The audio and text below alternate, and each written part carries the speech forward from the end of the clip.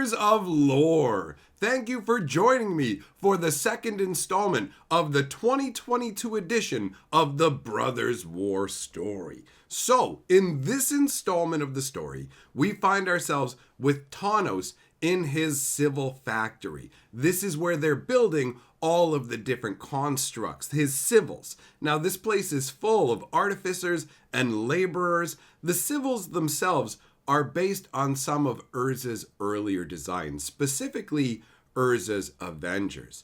Tanos is the only person on Dominaria who has this sort of library of documentation about how to construct these different devices. And they're all books and papers that he managed to salvage from Urza's old works. So at this point, he is in the factory, the civils are being reconfigured towards Warcraft, and Tanos is torn up about this. He feels very responsible for what happened to Dominaria and the part that he played in it. And he is definitely dissatisfied about his constructs being turned into war machines. And he spends a bit of time thinking about how he should have stayed in his home village where he was just a fisher boy being a toy maker. But instead now he spends his time worrying about Power Stone fragments. At this point, all of the Power Stone lights that were set out around Pendragon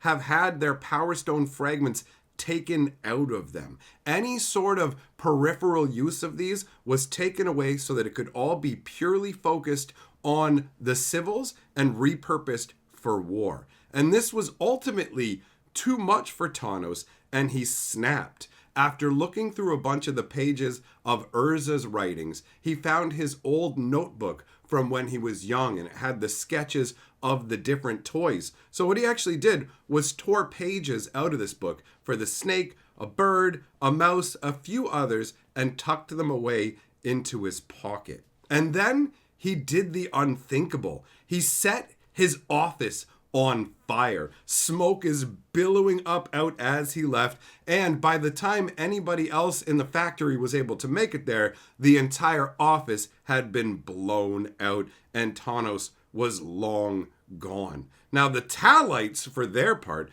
attacked Pendragon at dawn. Radek was true to his word, and the Talites were effective. They managed to breach the wall, but they weren't effective enough, and they were ultimately driven off by nightfall. So you had the Pendragon guards who were going out and dispatching the wounded and taking prisoners and basically clearing up everything, while the civils are coming in and trying to rebuild the wall. So that's what's going on the outside of the city, and they don't get in that way. But there's also the issue from the previous episode that we talked about, where there are already Talites in the city. In fact, they've been there for at least a year. What happened was zealots infiltrated both the merchant and residential districts. They started secret cults, and when Radek attacked, that's when they finally rose up. So while the city walls are being assailed, these maniac cultists are running through the city. They're burning merchant ships, they're setting fires, starting explosions, and ultimately, and most importantly, attacking any civil that they saw as a demonic beast. So the city folk end up fighting back against them. So it's a war of attrition ultimately, because it's not like these cultists were super trained individuals. They're literally just maniacs. So it's kind of townfolk against townfolk, and there were way more regular townfolk than these maniacs. So most of the cultists end up getting taken out by the time they get to nightfall, but there are still a few that kind of were able to hide away, and they're sectioned off, but at the same time, they still remain a threat. While all this is going on, Kayla is defended in her command post, and she has her grandson Jarsel with her. I think I may have misspoke in the previous episode and called Jarsel her son, but that's not the case. Harbin was her son, and Jarsel is actually her grandson, okay? So basically what's happened is Tanos' factory has now burned to the ground. So when Kayla goes to investigate, she finds out that he's already gone. The factory is completely useless. And this spells doom in this situation. They're not able to make more civils, and the ones they have a short lifespan. So while they did manage to drive the Talites away from the walls and wipe out the Talite threat inside of the walls, ultimately the biggest threat here is just time and their lack of gear, because they rely on these civils, and they're going to basically move into the Dark Age with none of this gear. And that's what happens. We jump ahead in the story 10 years, and at this point, ice and snow have claimed Penregon. Now, it was a slow progression, a horrific one, where year by year, things got worse. So one year, the insects died. And all of a sudden, during the summer, you don't hear the insects making the normal noises. And you have this eerie quiet. And the next year, the birds are dead. So now you don't have bird song. Obviously, this is incredibly alarming to the residents of Penregon, who didn't even know snow maybe 15 years ago. So in this scenario, they decide they're going to send scouts out to look for better lands.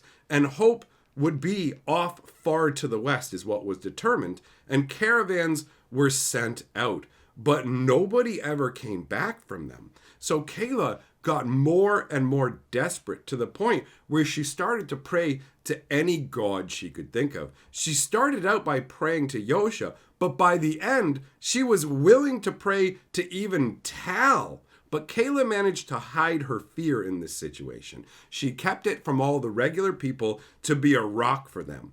But ultimately what happened underneath is Kayla's fear boiled into anger. And one night, when she had managed to elude her private guard, this anger erupted. All of these memories flowing through her mind, not just negative memories, but pleasant memories that she didn't want as well. In some ways, she wanted those negative memories to protect her, to make her more comfortable. So what happens is all of these memories are surging through her. And unbeknownst to her, at that moment, she actually tapped in to the magic of memories. You'll remember that this happened in the original Brothers War story, where Hercule stepped out and, using the magic of memories, was able to unmake these constructs that were basically barreling down on the city. So you have another situation like this, but instead, Kayla manifests fire magic, basically burning the air in front of her. And this gives her renewed hope.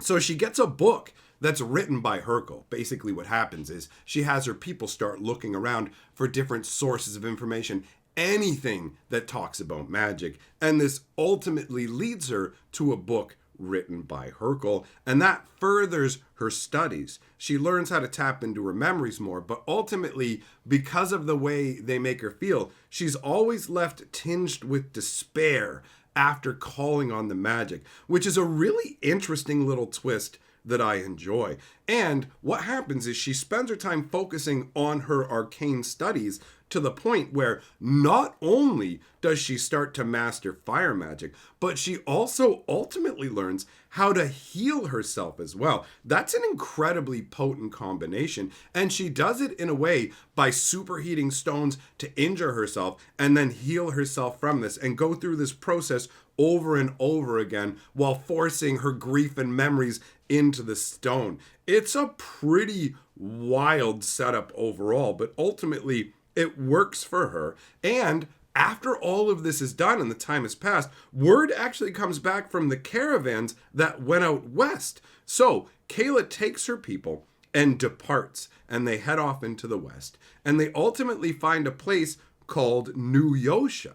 Now, this is a very simple sort of place. They have basic wooden buildings surrounded by watchtowers, but ultimately it's very homey for people who have just left Penregon. So the majority of Kayla's followers actually settle down as permanent residents, and Kayla even stays for a winter as well. And while she's there, she learned that the Talites made their way to Urza's tower and laid it low. After that, they headed over to the land of Mishra. They wiped out his factory and all of his constructs. And during all of that, Radek, the Talite that had thrown the spear at her feet when he gave her the ultimatum, he had actually been wiped out by one of the constructs when they tried to destroy Mishra's factory. So on top of that, she also heard other cities still existed.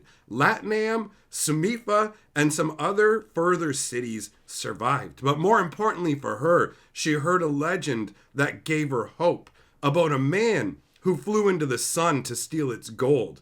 His name was Harbin. That's her son's name. So at this point, she wants to go and try and find her son. But her grandson Jarsel has his own interests. He actually wants to go to a school for magic located by the Ronum glaciers. So it turns out the teachers are called Nod and Duck. Now, if you don't know who that means, they're literally referencing Ashnod and Tanos. So Tanos has managed to escape off to the Ronum glacier, and he is with Ashnod, and I have to say, that made me super happy. I very much enjoyed that part of the story. I'm like, yes! You ultimately, after you see everything that happens in the original storyline, you're like, yes, get them together. And calling them Nod and Duck is a fun little way to do things. I really enjoy that. And if you've checked out the entire story, you'll get that reference as well. So, it's decided that Jarsel will indeed become a mage. He's sent off with a pathfinder, while Kayla heads off for Tomikul.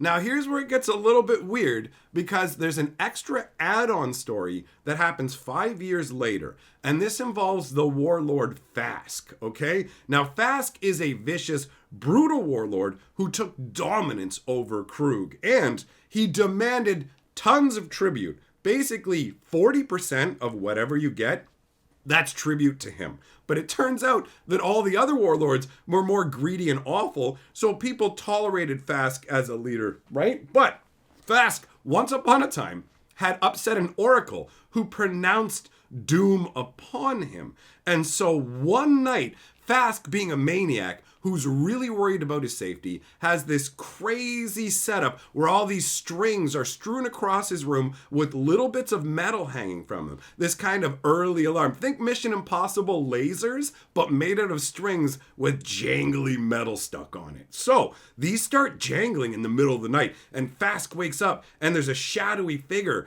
in his room. He doesn't see it at first, and then he hears the alarm get triggered again. He's calling out, "Who's there? Show yourself."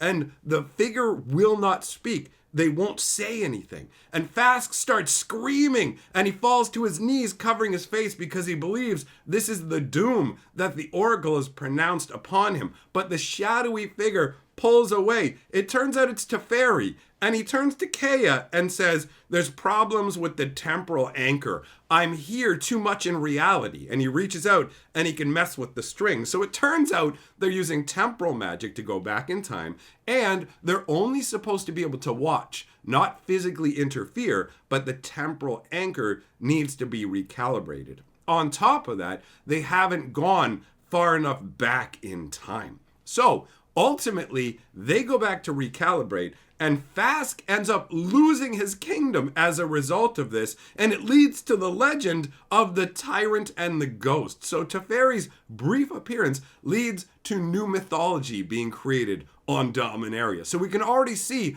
the tiny ripples that are going to be created by this time travel story, and it's probably going to get much wilder from here. So that ends this installment. I hope you enjoyed it. If you like what we're doing here, then join our Patreon or the channel membership to support our work. Thanks very much for coming by. See you for the next installment, and remember, my friends, lore is life.